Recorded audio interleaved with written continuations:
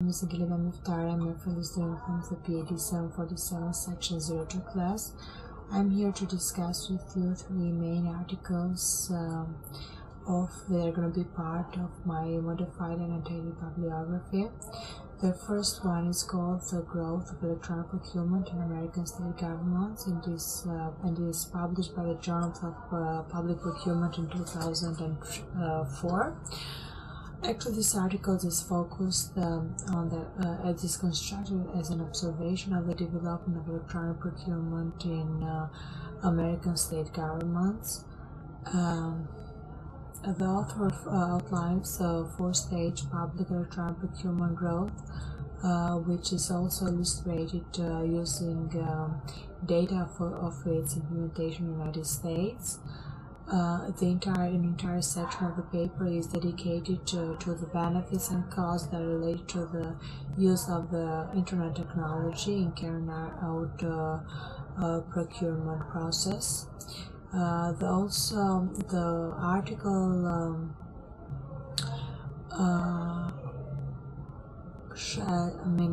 point out that the management capacity and technology skills that these public agencies possess are of critical importance as related to electronic procurement development. The author also builds up electronic procurement a model of electronic procurement growth, and it finds out, what the study concludes is that management and tax capacity variables are among the strongest predictors of electronic procurement growth in state governments. As for the gross state product per capita or internet access or IT spending, they were found to have no significant impact over the progress of the electronic procurement in public administration. As I stated before, this article is published by the Journal of Public Procurement.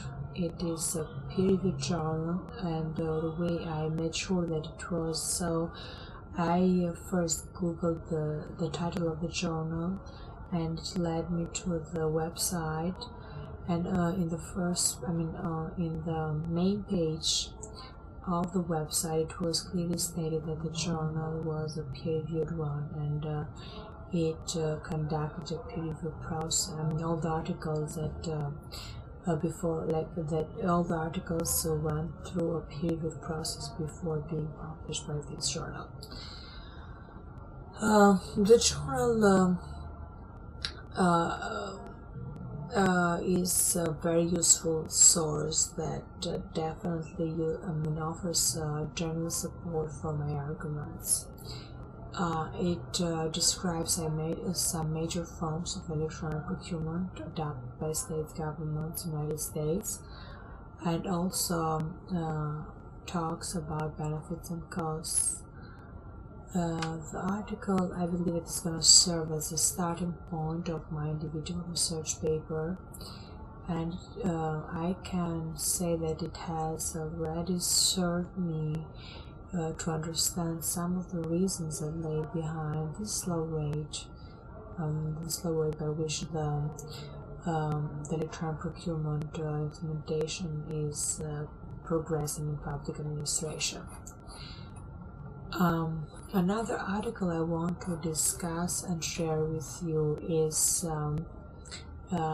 it's called the Strategic Alliances in Electronic Government Procurement, and is published by the International Journal of Electronic Business in 2006. The article is focused on the relationship that exists among governments and sellers while the electronic procurement process is being carried out.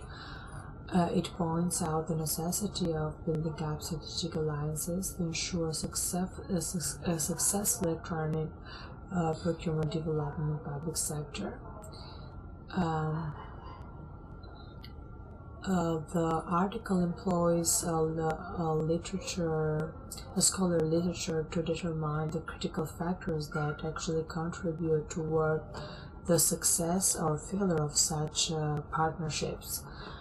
Um, the relationships that exist between buyers or between buyer and seller. I found the one that are more restricted by public policy and regulation in context of electronic procurement. This article actually the first of all, I made sure that this article was peer reviewed. I googled the title of it, and it led me to the it was like called an InterSign publisher website.